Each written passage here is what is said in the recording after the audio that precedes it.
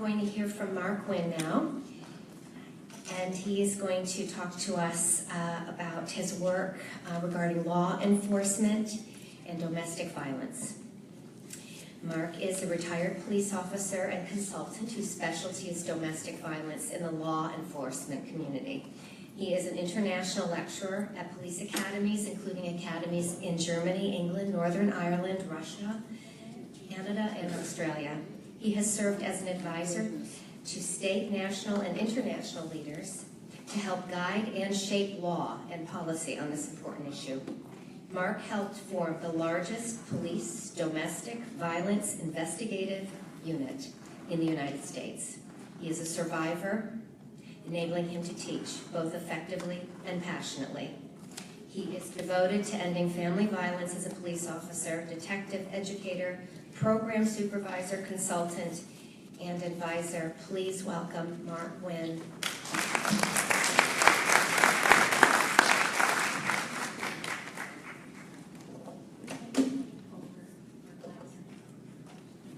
Thank you all. This is English that I'm speaking.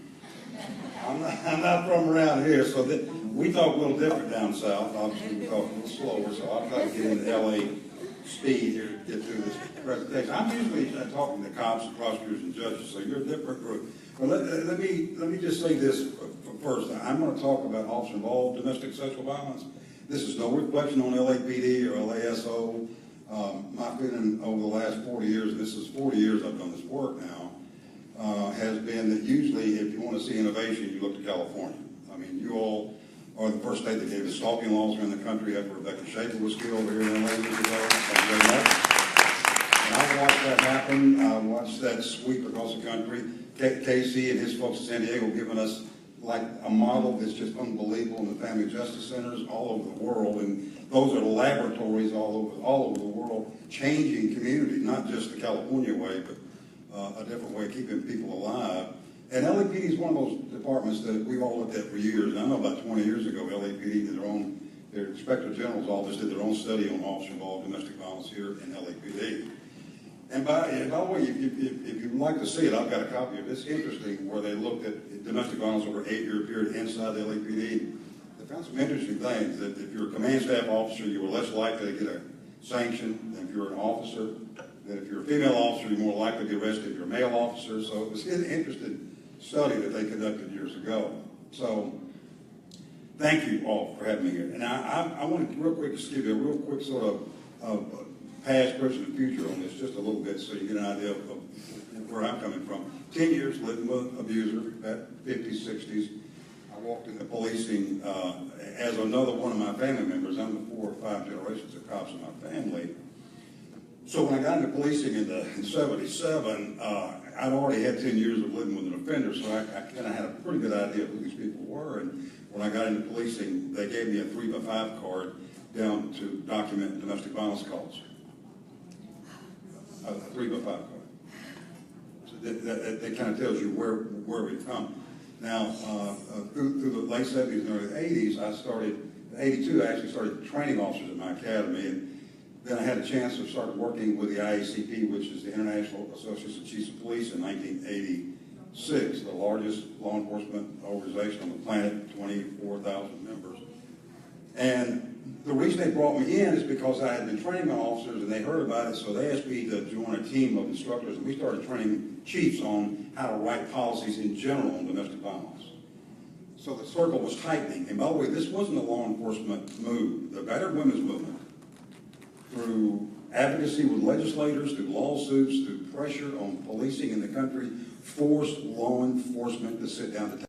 And here's what we saw in the mid-'80s. We saw that we had a double standard for officer-involved domestic violence.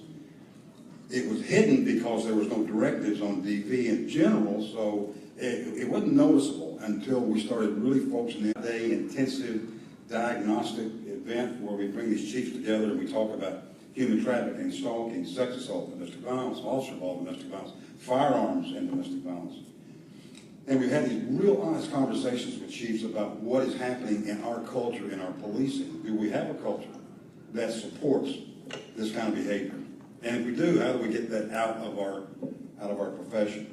So we're slowly, and it's not fast, that these crimes are dangerous when we have officer-involved cases. That it threatens your mission and your morale inside your agency, high liability, and we get sued. And policing, often in these kind of cases, because we didn't do enough, not because we did too much. It impacts the public confidence in your police department.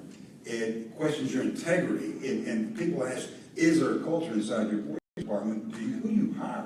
How do you bring them in? Don't you know how to ask certain questions? I tell you what I first got into police to look at is, let's just look at the climate in general. What is your climate inside your agency? What does it look like? Do you look every day at the bias of your officers, if there is any? How does that affect your policing? I know I was talking at lunch with some of the folks here about what we're seeing now in the investigations of the untested rape kits around the country. There's a 500,000 untested rape kits right now sitting in lockers ready to be tested around the country. Some of the biggest cities like Detroit and Chicago and Cleveland and some of these other places, Memphis, Louisville, they're starting to test these kits, are now looking at the language in the reports, and they're seeing bias where the officer wrote, this woman can't be raped. Now that's in the reports themselves. This is one of the reasons these kits weren't tested. Now that they're testing them, Cleveland's called 100 serial rapists so far. 100. Right. So what is about our culture that allowed those kind of things to happen? And this is not just about officer-involved domestic violence. It's the culture itself in policing. And do we not look at these cases the way we should? As I said earlier, we've siloed these crimes for years, and we made a big mistake. Now we know that domestic violence, sex assault, and stalking is interconnected and co-occurring. You cannot separate these things. Victims most often will experience all of these behaviors. So the thing that brings it all together, though, is these are course of conduct crimes. This is different than incident-based policing in the past. Joe robbed Bill on 1 o'clock at Main Street. You investigate the case and you move on. These cases take months and years to graduate to a homicide. So you got to look at the history. It's important. We also know the numbers, and we've studied them for years and years and years. The women murdered. Oh, and let me give an example of these homicides and bring it into focus. I was in San Paulo training military police a couple of years ago at their academy, and their director of their academy said, "Mark, we've only had 50,000 women killed in the last 10 years here in Brazil in domestic violence cases." He said, "Is that a lot?" I said, yeah, that's quite a bit, boss. That's a lot of women. But they were there to listen. They're trying to design a risk assessment, lethality assessment for the military police in Brazil. Now they have one, actually. But for the United States, the number that I often use is, every 18 months we'll lose as many people killed in domestic violence that we lost in 9/11. That's a measure that I use to tell you who our terrorists are. I mean, I know Al-Qaeda's after us, but I never met somebody from Al-Qaeda. And I know it's been billions of dollars in counterterrorism, but we can't find money for an advocate work at the police department or money to support rape crisis centers. I'm sorry.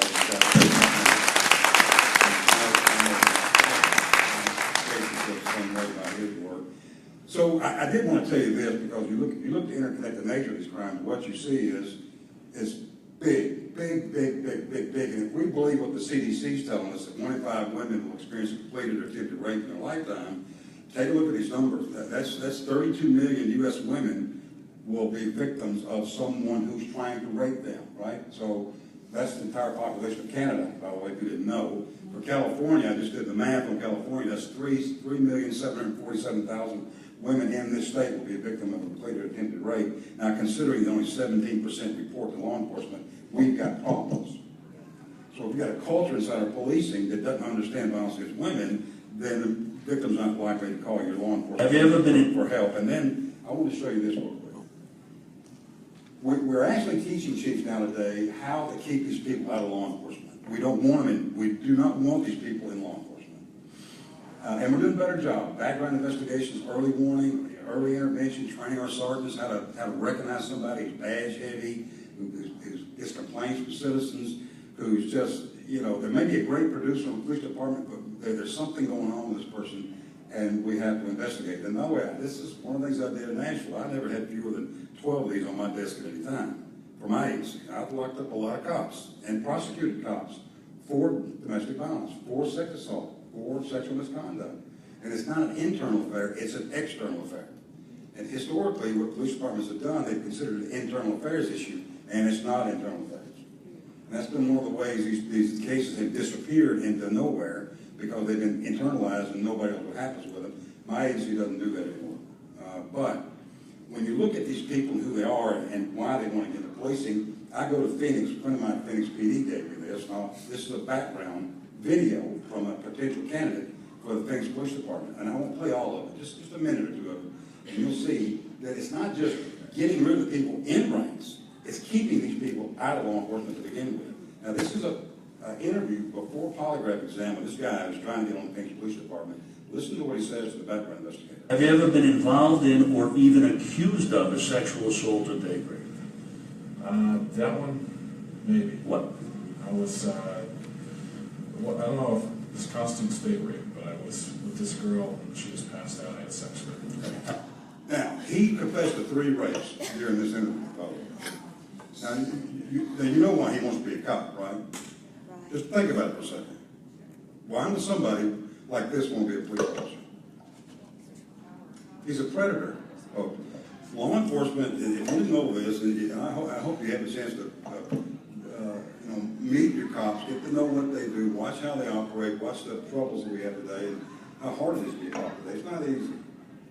But people don't call the police because they want to go fishing. They call them because they're broken. Their minds, their hearts, their bodies are broken. This is the most vulnerable population you will ever interact with. This is a perfect population to prey on if you are a cop. Oklahoma City just sent one of their officers to prison for 238 years for pulling over African-American women and raping them. Did you see this case? Patrol officer. So we have a lot of sexual misconduct, too, that goes on in policing, and that's a whole other course that we can talk about later on.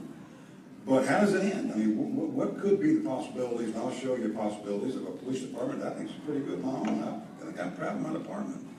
But we had a guy. He was an offender, and we didn't know it. And he was having an affair with one of our single female officers, and he was abusive to her. And she said, I don't know what I'm thinking. I should have never got involved with you. And she said, I'm leaving. And he said, if you leave me, I'll kill myself. That's an old standard. Let me make you feel guilty, so I'll threaten suicide. It works. It works. But she turned to him and said, do your best, because he's a cop. Right?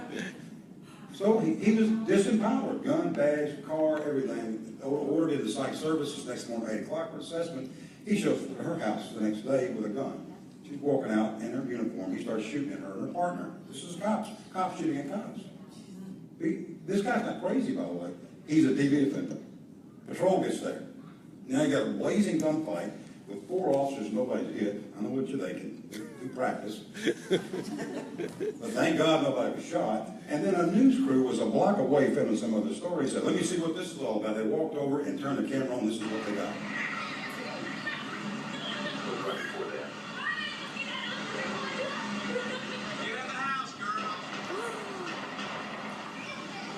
That's the police shooting at the police bureau.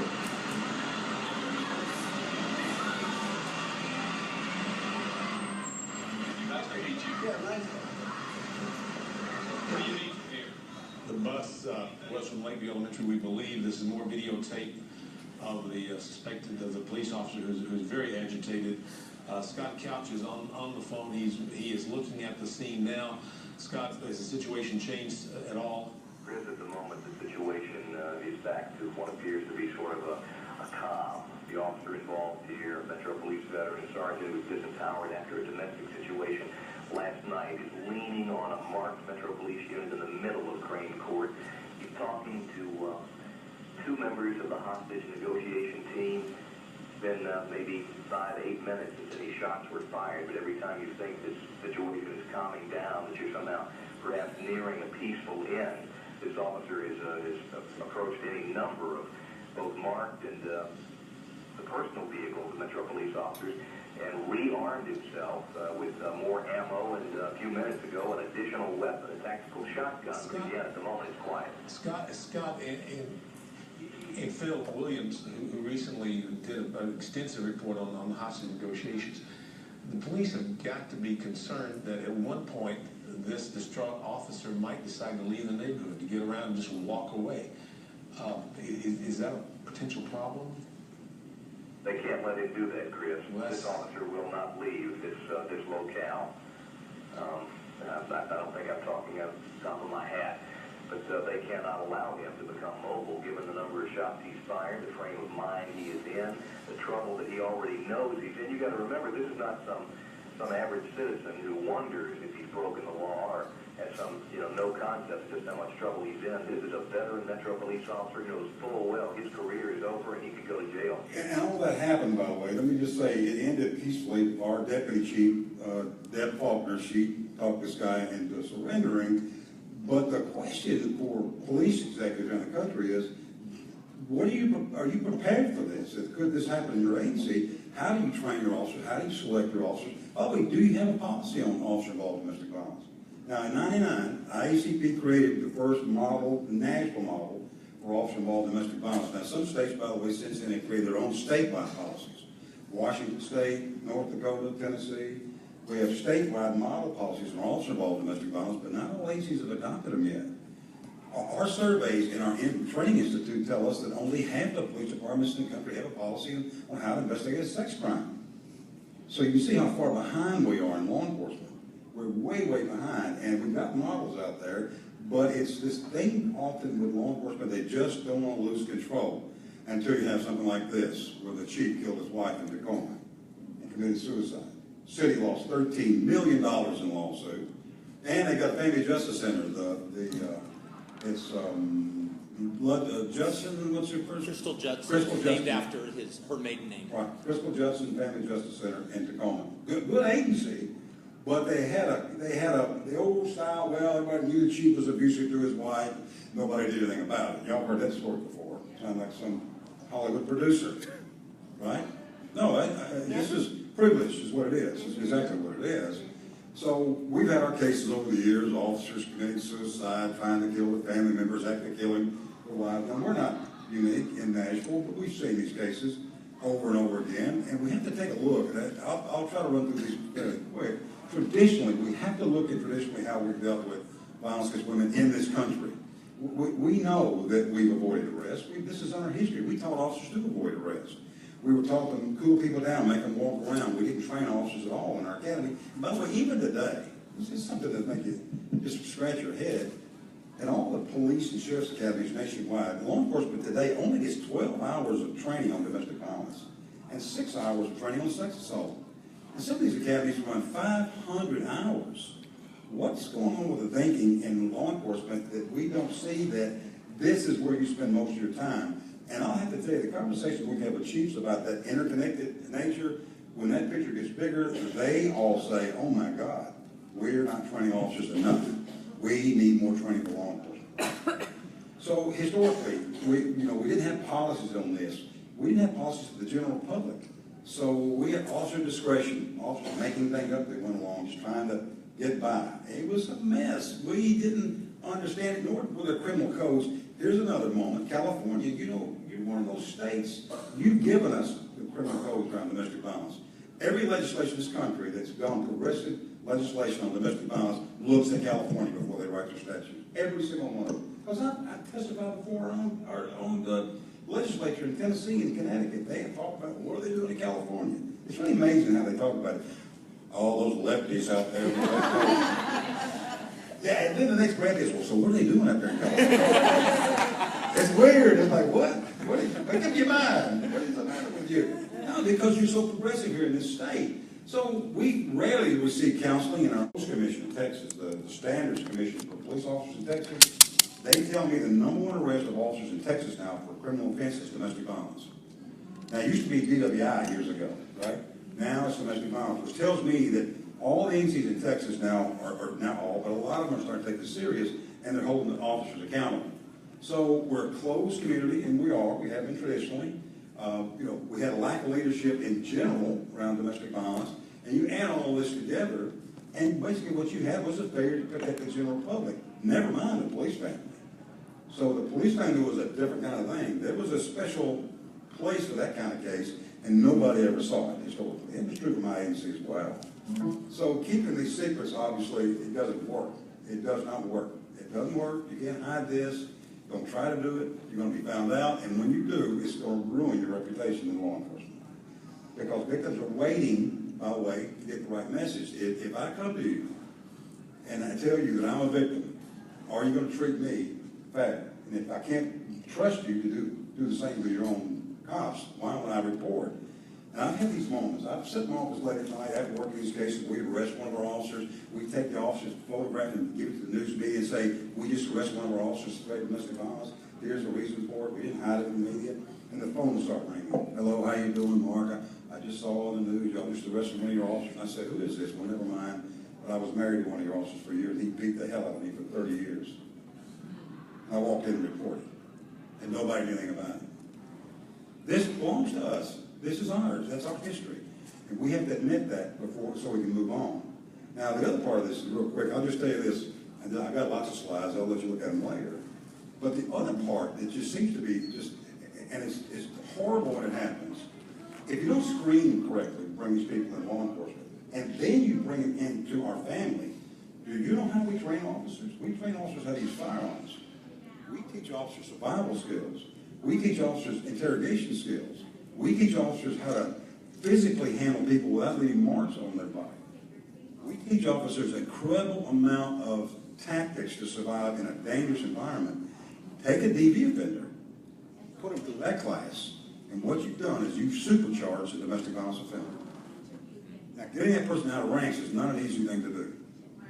So that's when you need clear communication, you need accountability, and you need a higher standard for your police department. I tell chiefs all the time, you've got to stand up in front of your officers and communicate to them, this is the most important thing we do.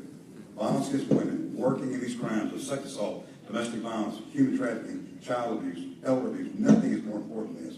And the other part of this too, I think my challenge is to men especially, because I go to these conferences, I've been going to them for years and years and years and years and years. Men most often are the offenders. We make the mess and we hand the women the mop to clean it up. And I've had enough of it. It just does not make any sense to me for this room not to be filled with men. I'm sorry. The chief will be here. The LAPD chief should be in this room right now. I'll tell him that if he comes to the door. You should be here. This is important. Because not only are we talking about officers committing domestic violence, we're talking about officers being killed. In 2008, Officer Simons, LAPD SWAT officer, was gunned down by a DV offender right here in this city. And all over the country, by the way, just last week, officer in Girard, Ohio, shot through the door on a domestic violence call. They've been killing U.S. police officers for over 200 years in this country, so we are invested in this. So if we treat officer-involved domestic violence like it's nothing, then we're disrespecting our fallen. I think that's a real shame.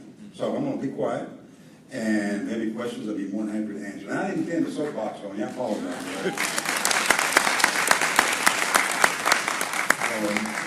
I know that you obviously survived this journey as a child, but I do have a question about the screening process. So I'm interested in why law enforcement doesn't use the adverse childhood experiences study as a kind of background screening thing. Not to screen people out, but just to have the conversation about trauma in childhood. Because in that conversation, it seems to me that you can begin to figure out, we want Mark Wynn to be a cop, even though he grew up in a domestic violence home. We don't want David Brain to be a cop, because he grew up in a domestic violence home too.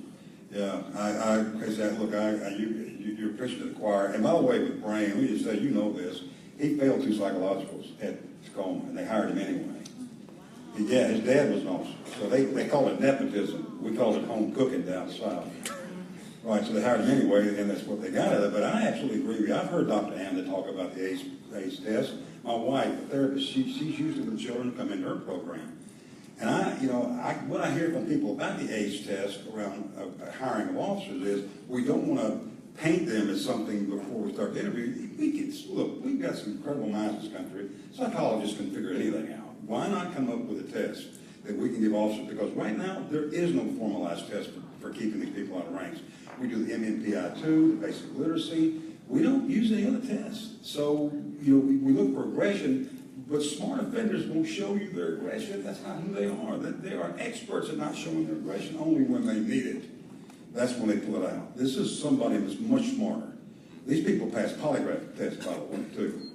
That's not a end all as well. So I agree with you. We need to probably start this conversation policing in the country needs to start using the adverse childhood experience test before they hire a police officer. I agree with you. It sounds to me like we really have to start doing empathy training. We have no empathy in this country anymore. You see it all the way from Washington down.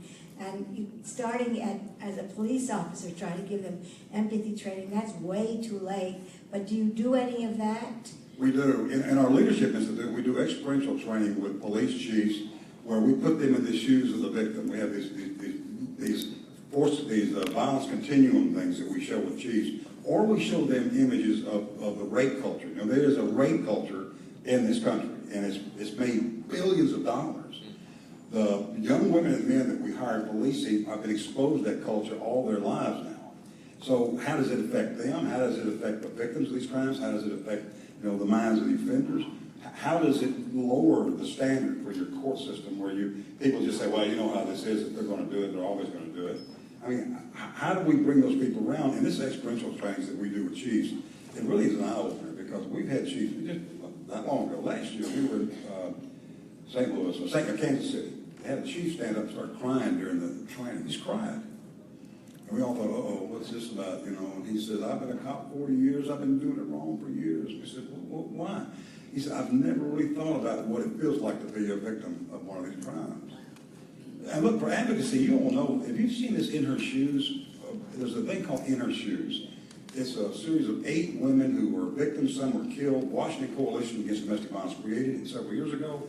I use it all the time in recruit training in our state academy. It really changes people's views because you start to see the backstory. Not getting into public housing or not getting a protective order or trying to run and no room at the shelter or trying to get a magistrate to give you a protective order when they say there's no blood on you. I don't think you need a protective order today. When you go through that, what you see these young officers say is, my God, why are we pushing these victims away from safety? First thing they say. So I agree with you. I think we need to train people in what's going on and how victims experience this crime. And by the way, let me just say this too. There is an incredible amount of survivors in law enforcement. I've met cops for years. My dad killed my mom, my sister's boyfriend killed her. So we come into ranks. The reason I got into policing, we come into ranks, but we get into this culture where we don't want to talk about it. Men are particularly, we don't want to talk much about it.